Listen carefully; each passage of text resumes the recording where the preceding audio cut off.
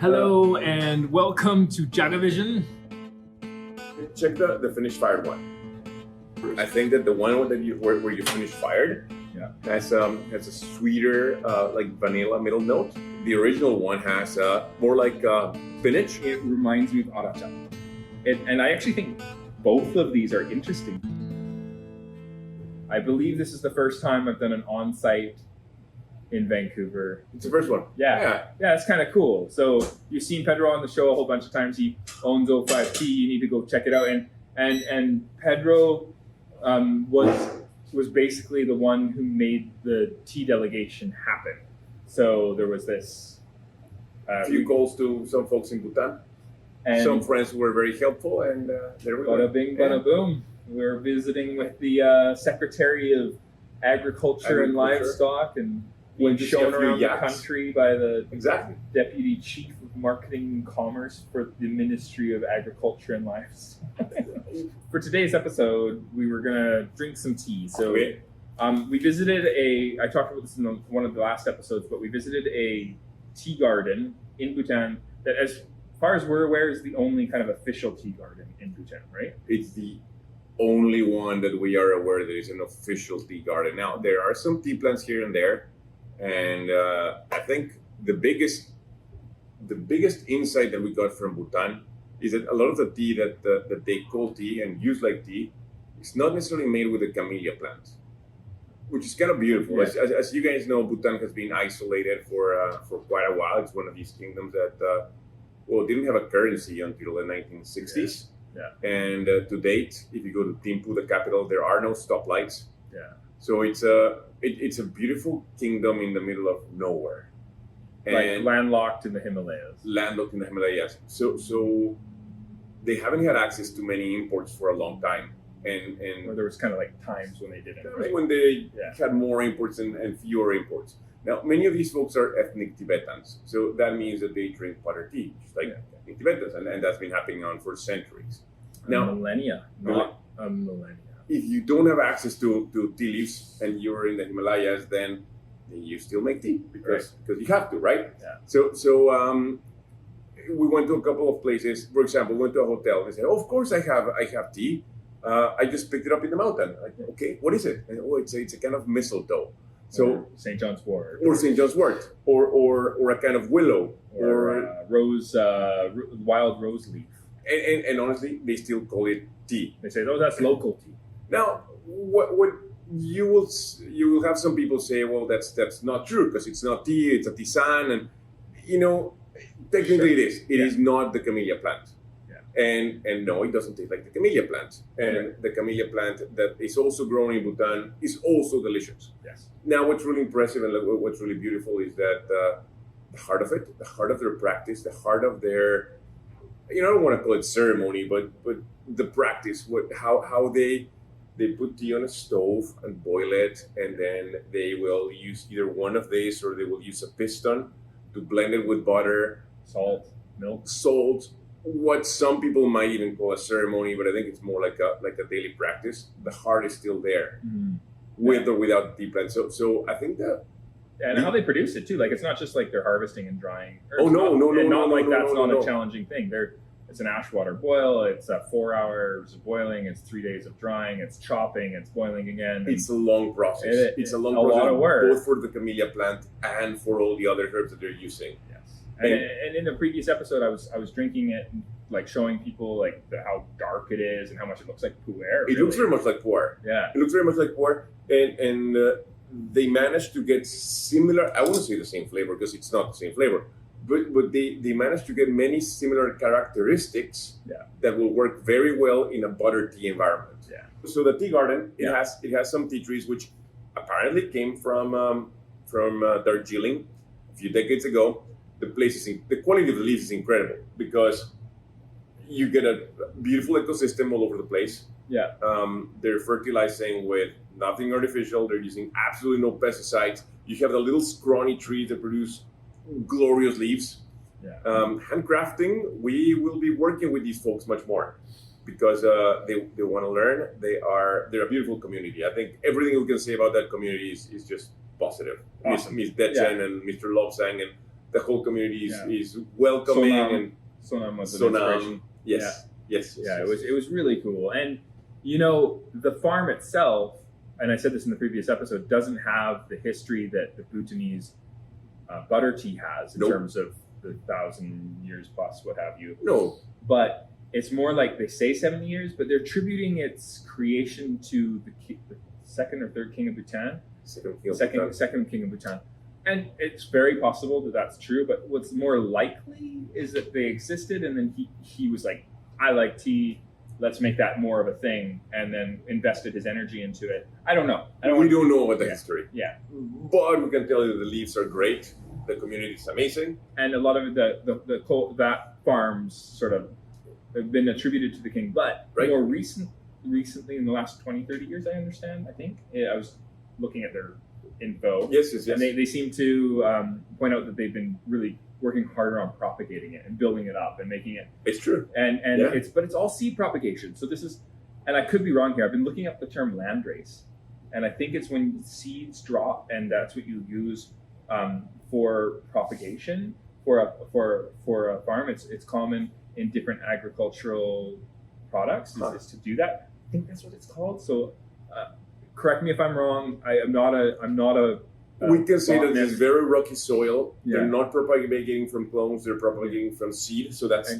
fact. Yeah, and clones are when you clip the tips off of the tree when it grows, and you just plug those into the earth, and then you're able to get genetic similarities to the plant that you cut it from. Right. And this is a common practice in, say, like you see apples, they're grafting the trees they want onto, say, dwarf stock. That kind of idea. This idea of trying to find a flavor and tea style that works, and then propagating that. But in this case, it's just totally wild. We didn't see any homogeneous monocultures. If you go to the garden, one tree next to the next tree, they will be different. Right. Which doesn't really work well for consistency, but it works wonders for just being special and being wonderful. That's what they are doing. Well, one of the things they did was they were making green teas, and green teas is a very quick control over that the polyphenol oxidase, that enzyme that we talk about a lot on the show, where you do the kill green process very quickly after harvest. And these guys are mostly pan firing, it seems like, to do the kill green process. And when I was drinking it, one of the things, and I think we agreed on this too, was that it tasted a little bit raw. Like the material going in tasted really good. And again, not to knock them, it could just be something that I'm learning as a tea drinker. But it seemed to me like they could have taken it a little bit further. So I tested it. So we have our tea roaster, and we decided to just kind of take it a little bit further. Do you want to try both? Like I brought both. The unfired and the fired. There's some hard ground in there. Yeah. Should we weigh in true JagaSilk style? I'm leaving this to you. I did this already. I want to go like, what would Pedro do? What would I do if he was drinking this tea and he just wanted to see what's up? This thing here says Bhutan, fired by Jared. That's right. That's exactly what it says here. So what I did is I did the same recipe that I use for finish firing my sencha. For sencha? Yeah, so I know it's probably inaccurate, but if you were... Let me show this.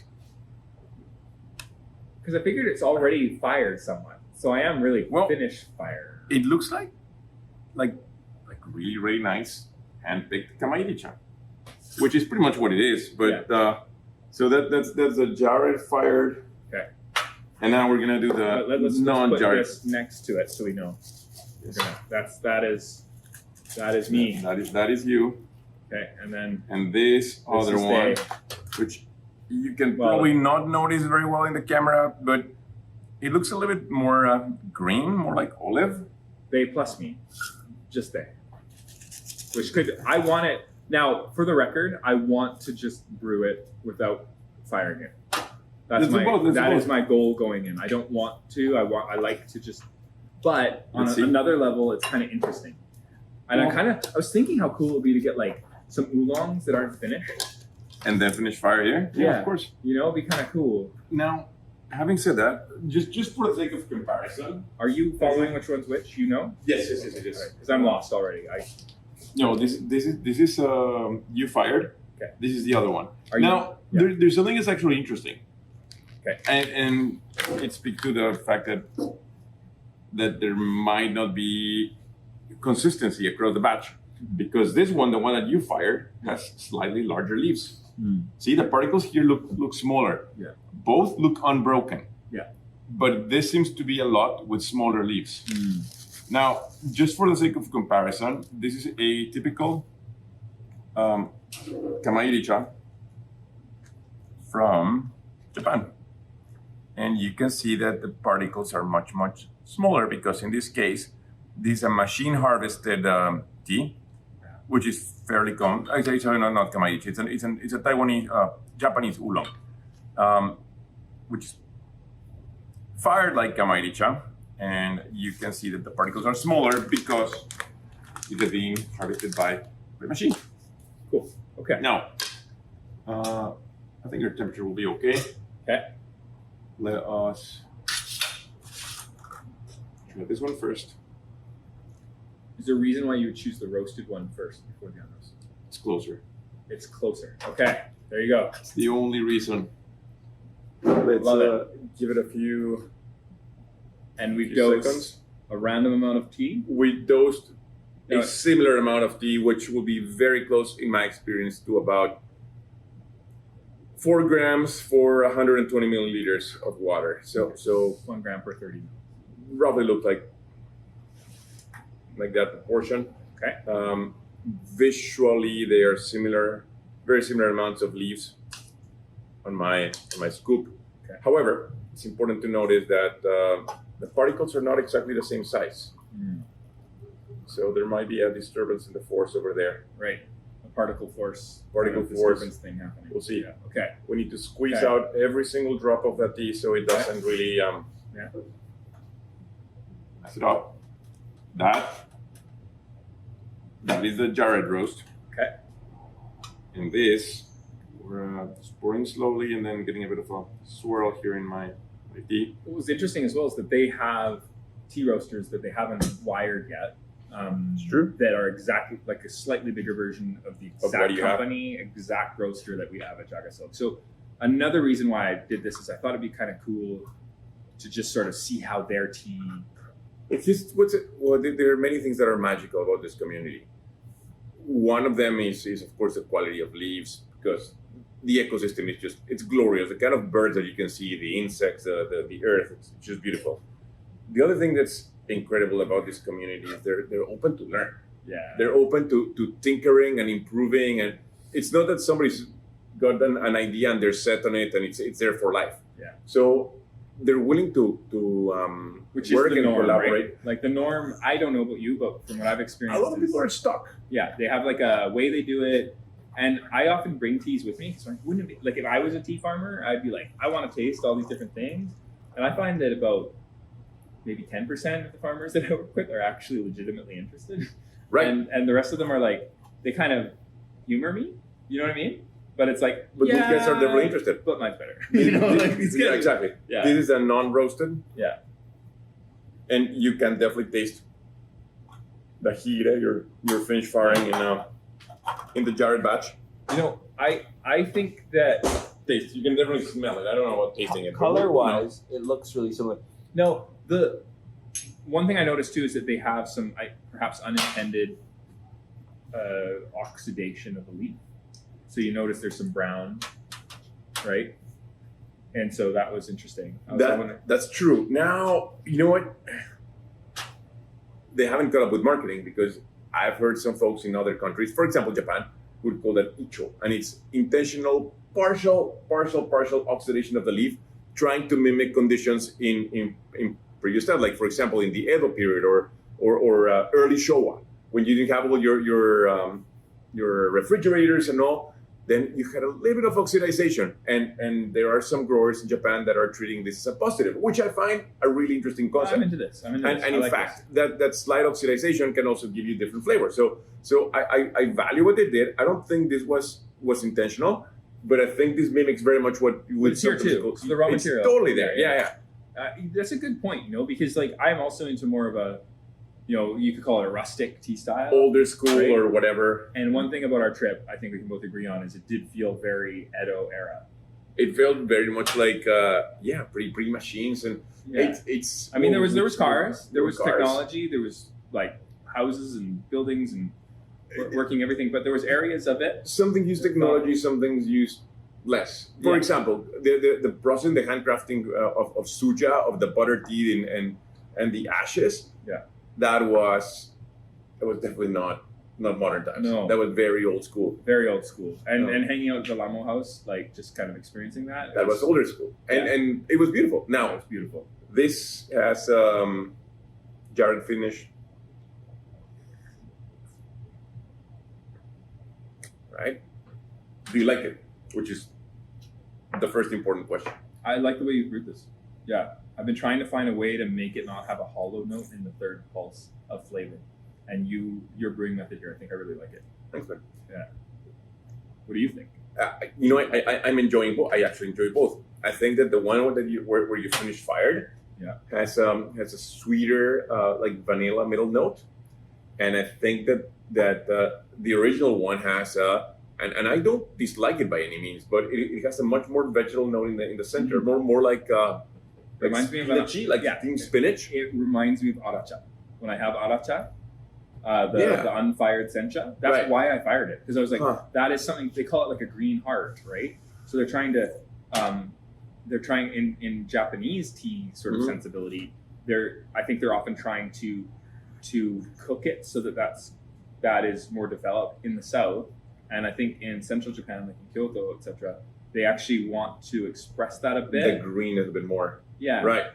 So it's almost like, if I was going to equivocate here, it feels like a Minami style and yeah, southern and a central style. it could be. Now, I haven't tried that wide a variety of Kamairi cha in Japan because it's not one of the types of tea that you see more often over there. Right.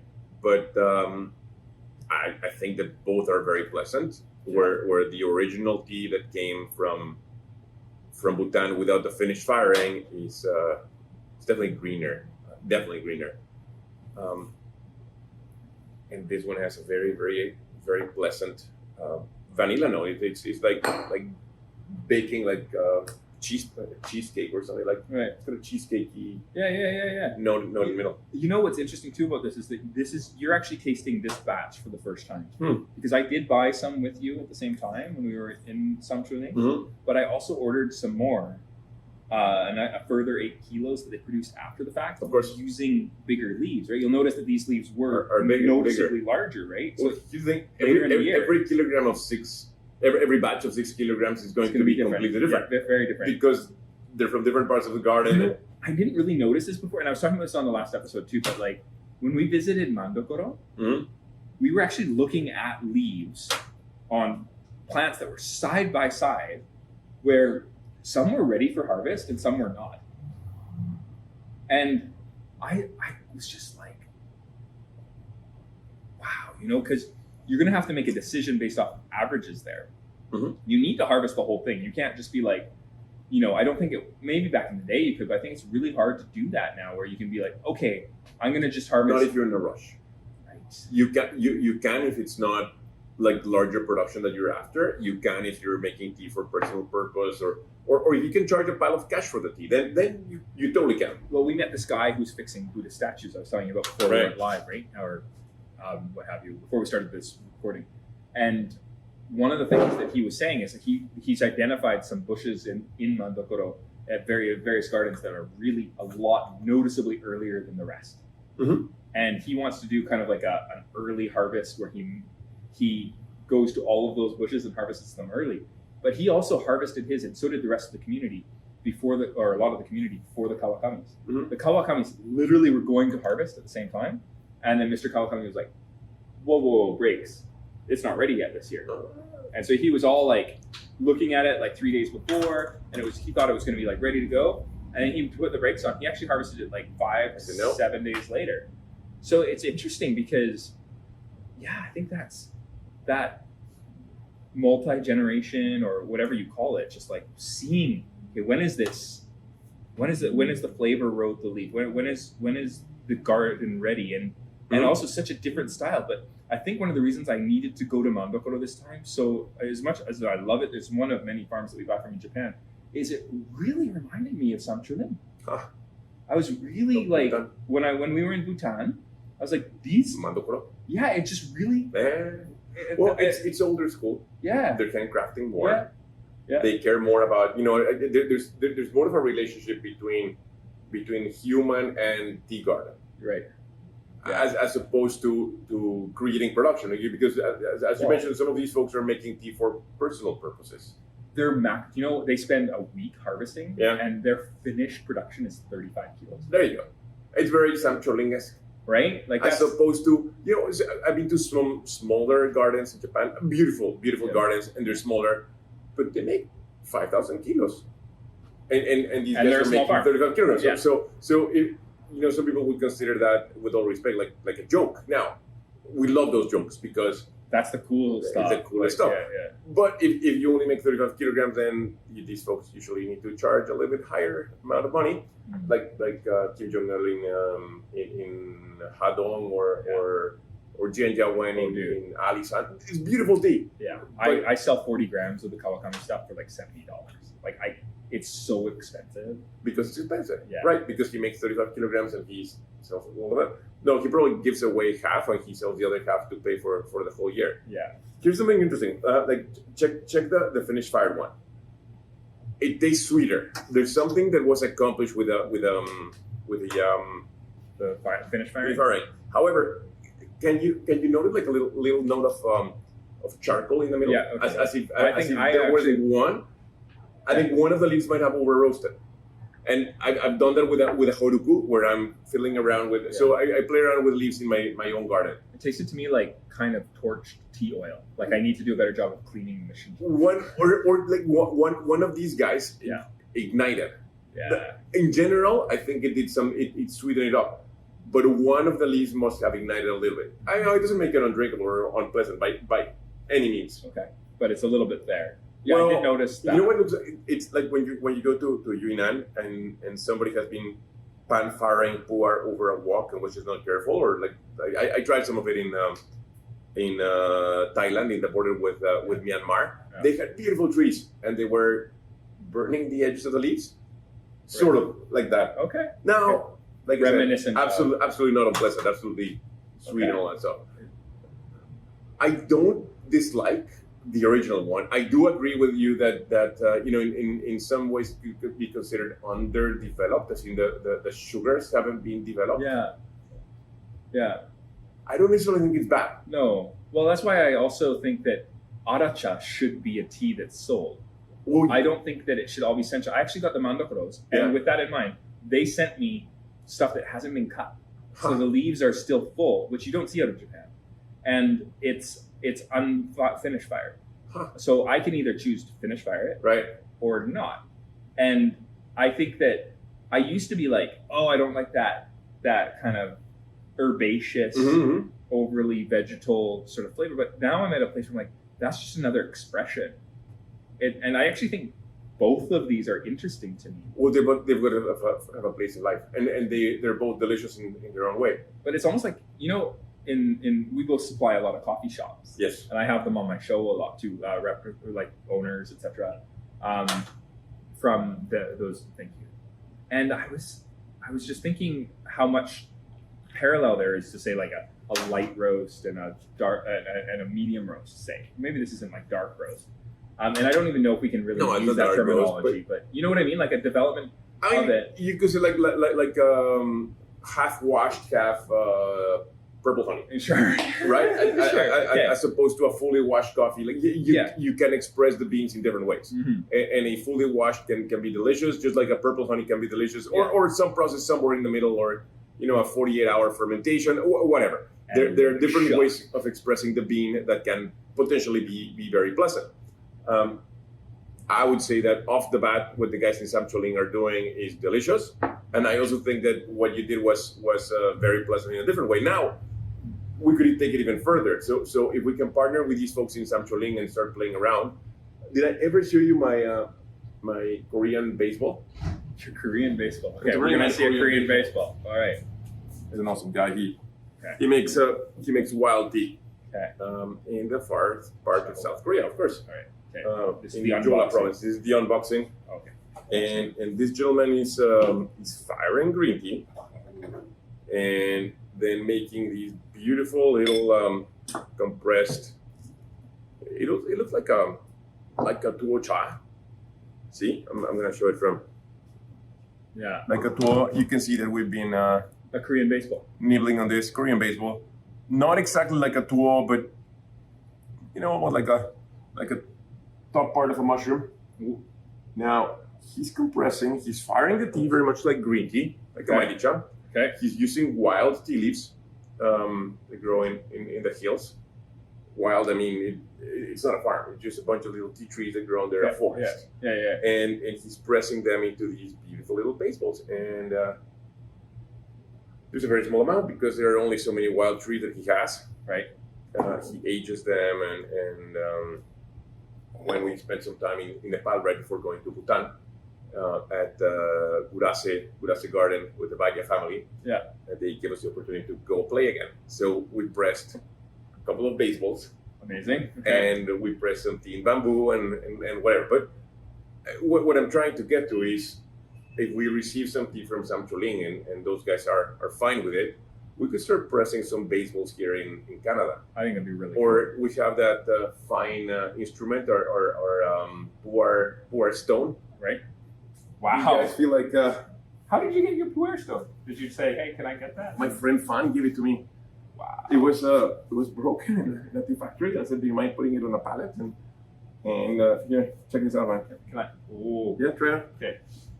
I have a ruined right arm, so I'm gonna do the left. Yeah, arm. do the left arm. It's a chunky stone. That is. Anyway, the point is, we That can press cakes. We can partner with the folks over in Bhutan and Nepal to start pressing some of these little guys, or we can press suja Yeah. again into Yeah, baseballs. that's what we need to do. We should Yeah. press some baseballs into Yeah. or some suja into baseballs. I think it's a really good. And then we'll need to find a friend who's a potter who can make us these little things.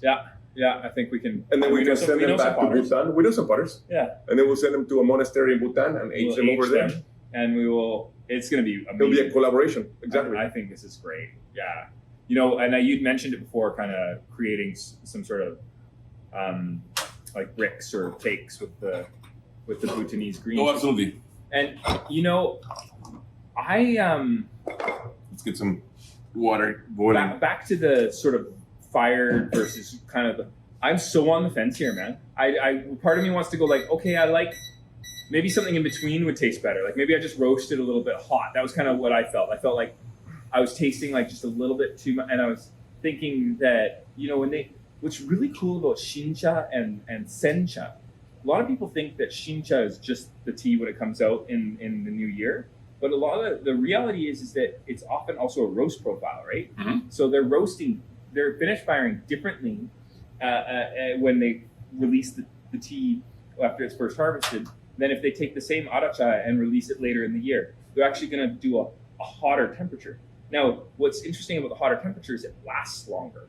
The lower temperature, the tea actually ends up going oxidized on them faster. Okay. So the shinchas are often considered more delicate. They often also use the earlier leaves, like so they do something like a sae midori or a sae akari or a samidori or something like that that comes early, Mhm. and that's the stuff that they're gonna generally make into shincha. But I thought it was so interesting when I learned that that shincha is also a roast profile. Isn't that cool? It is very interesting. So it would be cool to have different profiles at different times of year too. You know what I mean? Like, and more than that though, because that's what they do in Japan. With this though, like they drop the shincha at around sometimes 88, 90, 93 degrees centigrade. Okay. Whereas the senchas, their drop temperature is closer to 98, if not 110 degrees centigrade. So you Much get more caramel out of those guys. yeah, and that is way more common. What do you think about the heat that's done with charcoal, like Yame style charcoal finish firing? What do you know about Super temperature? interesting. I know, but what's the temperature or something like that? Because Yeah, I mean, usually you get more sweetness. Usually when you do the charcoal fires, it's a very it's difficult to control, but they somehow Chen Kun, the guy Mr. Chen, who does our Phoenix Mountain Oolong, yes. he sent me 2 different roast profiles of a Yashishan. So Okay. not Japanese, No. but he was experimenting, and he did 8 hours at what he was measuring at 95 degrees centigrade, Correct. and he did 15 hours at what he at 100 degrees centigrade, and the 100 degrees centigrade 15-hour one was the profile that I think I'm more used to. Okay. And I don't know how accurate these measurements were. Who knows, right? Maybe he was just, I don't know what he was measuring. But what was interesting was just how much more, how much more like that, like kind of that wee takes a little bit further, and Phoenix Mountain kind of backs off on a little bit, but it's still there. That sort of like caramelized, sort of, right? And then, at least for my limited experience. Try the straight one. No, the other one. Okay. And then it was, but I really liked the one that was a little lighter. And in Kochi, when we were visiting Kochi, we visited a farm where their tea was a new oolong. It was really interesting, and they just called it tea. They didn't seem to understand that what they were doing wasn't normal. Yeah, Kunitomo-san. Was it Kunitomo? No, it was just it was a family friend who just like lived in the area. But Kunitomo, was she Kunitomo? I don't think so. Because Kunitomo-san has some beautiful. It was just like one. They just have like right there. 3 hedges in front of their house, and a lot of people in the area were making their tea this way. Mm-hmm. And what was really cool is that when it's done and ready to drink, it wasn't ready to drink yet. They were charcoal roasting it first, but only right before they drank it. Huh. Isn't that interesting? Oh, So we tried to mimic that with a horoku. Yeah. And it's super interesting. And the leaves are like really, like they're obviously hand harvested, long.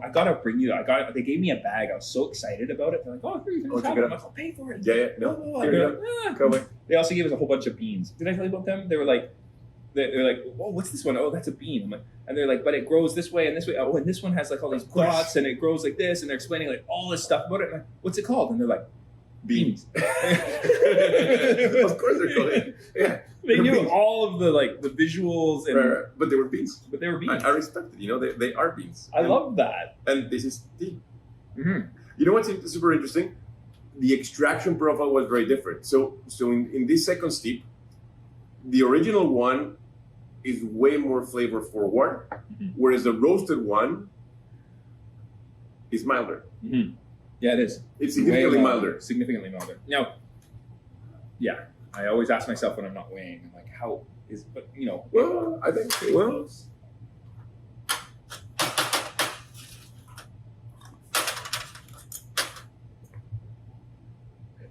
it actually might be a little bit, but a little bit. there doesn't seem to be an outrageous difference. I don't know. So I think that whenever we're getting to variable like roasting, we affect not only flavor, but as you mentioned, the endurance, and potentially the aging characteristics of the tea. Mm-hmm. Well, because we know that, say, crimson teas or black teas last longer than, say, green teas as a general rule, right? Just bear with me here. Okay. Just bear with me. I know it's not really true, but like, we can often say like, okay, I think there will be more. We can safely say that it will be more stable because being already oxidized, Yes. the flavor variation will most likely be less noticeable than with smaller particle green tea like sencha that has very small particles and is very green, so it oxidizes very quickly. And more deeply oxidized crimsons are generally more stable than lightly oxidized. Correct.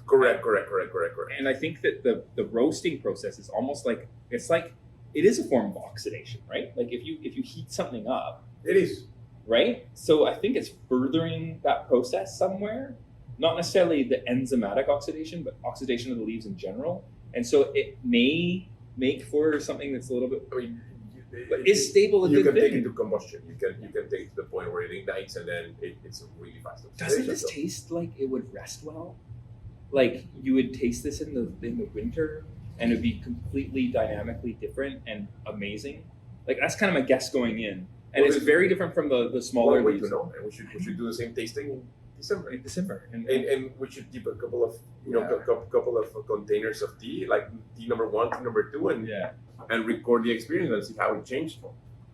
I personally when I was drinking this over and over again, tons of different ways of making it, and I'm just gonna say I prefer the unroasted one more. After everything, all the pros and cons weighed, Yeah. I do prefer it. Do I want to throw the baby out with the bathwater? Maybe not.